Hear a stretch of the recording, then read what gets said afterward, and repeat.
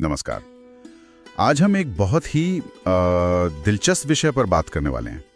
बौद्ध धर्म में सत्य का आखिर मतलब क्या है।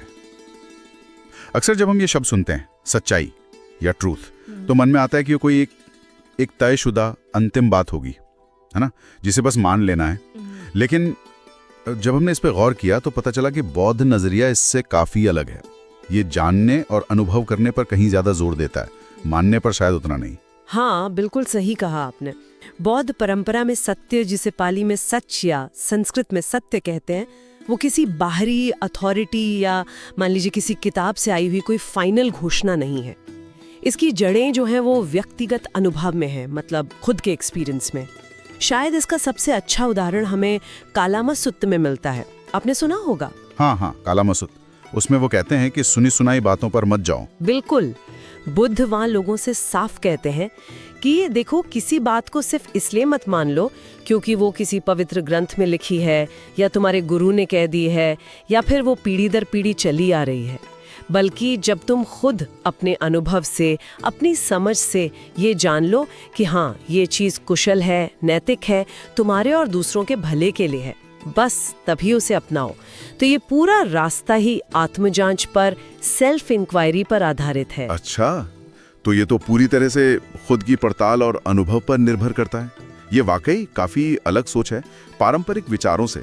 मैंने ये भी पढ़ा कि इस नजरिए में सत्य की जैसे दो परतें होती हैं। क्या ये सही है? मतलब एक रोजमर्रा वाला सच और एक कोई गहरा परम सच। हाँ, ये एक बहुत महत्वपूर्ण समझ है बौद्ध धर्म में।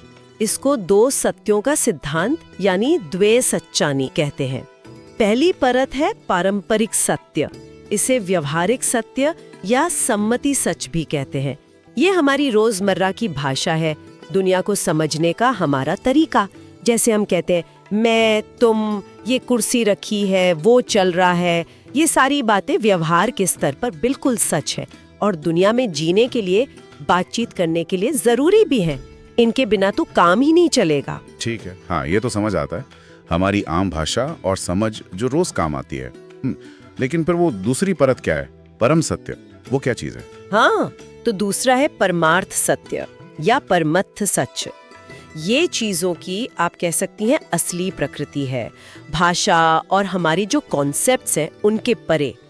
ये वो सच्चाई है जो गहरी साधना से, ध्यान से और प्रज्ञा यानी विजडम या इनसाइट से अनुभव होती है। इसमें मुख्य रूप से ये समझ आती है कि दुनिया में सब कुछ हर पल बदल रहा है, जिसे अनिश्चित कहते हैं। कुछ भी स्थायी नहीं है। और क्योंकि हम इन बदलती चीजों से उम्मीदें लगा लेते हैं, उनसे जुड़ जाते हैं, तो जीवन में एक तरह की मूलभूत असंतुष्टि या पीड़ा, जिसे दुख कहा गया है, वो शामिल है। और सबसे महत्वपूर्ण बात, किसी भी चीज में, यहाँ तक कि हमारे अपने अंदर भी, कोई स्थायी स्वतंत्र मैं या आत्मा जैसी चीज, जिसे अन्यता कहते हैं, वो नहीं है। इसी चीज को पहचानना, अनुभव करना, यही परमार्थ सत्य है। लेकिन एक मिनट, अगर हमारा रोजमर्रा का सच जैसे मैं या मेरा परम सत्य नहीं है, तो क्या ये गलत है? फिर हम इसके बिना दुनिया में काम कैसे करेंगे? ये थोड़ा सा कंफ्यूजिंग लगता है ना? ये बहुत अच्छा सवाल है और कंफ्यूजन हो सकता है शुरू में। देखिए, पारंपरिक सत्य गलत नहीं है, उसे अधूरा कहना ज्यादा सही होगा। इसको ऐसे समझे जैसे कोई नक्शा होता है, मैप। नक्शा किसी जगह तक पहुंचने के लिए बहुत उपयोगी है, उसके बिना शायद रास्ता ही न मिले। लेकिन वो नक्शा खुद वो जगह तो नहीं है ना? हाँ, सही बात है, नक्शा सिर्फ रास्ता दिखाता है। बिल्कुल। तो पारंपरिक सत्य दुनिया में जीने के लिए, व्यवहार करने के लिए जरूरी और उपयोगी है, मगर वो चीजों की पूरी कहानी नहीं बताता। परमार्थ सत्य उस गहरी वास्तविकता को, उस पूरी कहानी को उजागर करता है। और इस परमार्थ सत्य को समझने की जो कुंजी है, जो चाबी है, वो प्रतीत्य समुत्पाद के सिद्धांत में है।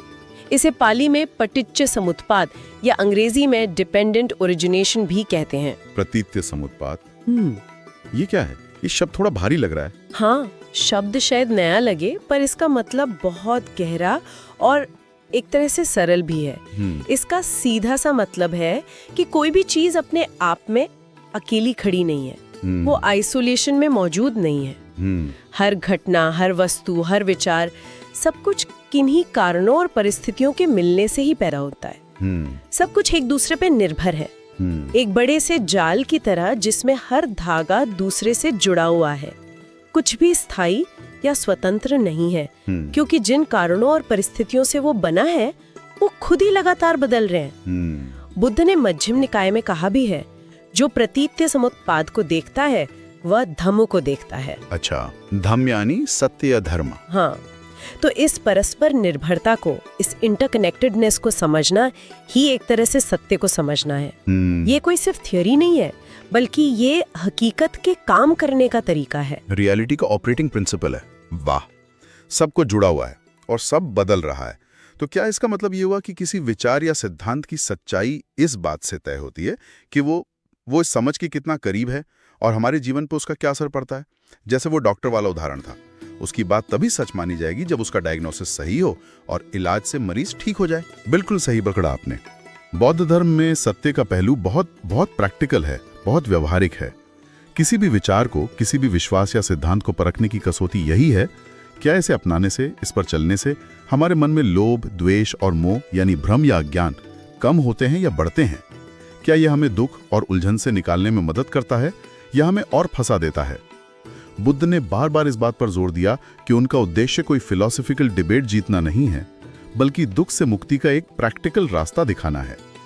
जैसे कि एक और सूत्र है, अग्गी वच को गोद सूत्र। उसमें वो उन सवालों पर चुप रह जाते हैं जिनका जवाब जानने से लिबरेशन में, मुक्ति में कोई सीधी मदद नहीं मिलती। असली सवाल हमेशा यही है, क्या यह रास्ता काम करता है? Does it work? क्या यह रास्ता काम करता है? तो कुल मिलाकर बौद्ध धर्म सत्य को एक ऐसी मंजिल की तरह नहीं देखता जहां बस पहुंच गए और रुक गए, बल्कि ये एक रास्ते की तरह है जिस पर लगातार चलना है, खुद देखना है, खुद अनुभव करना है।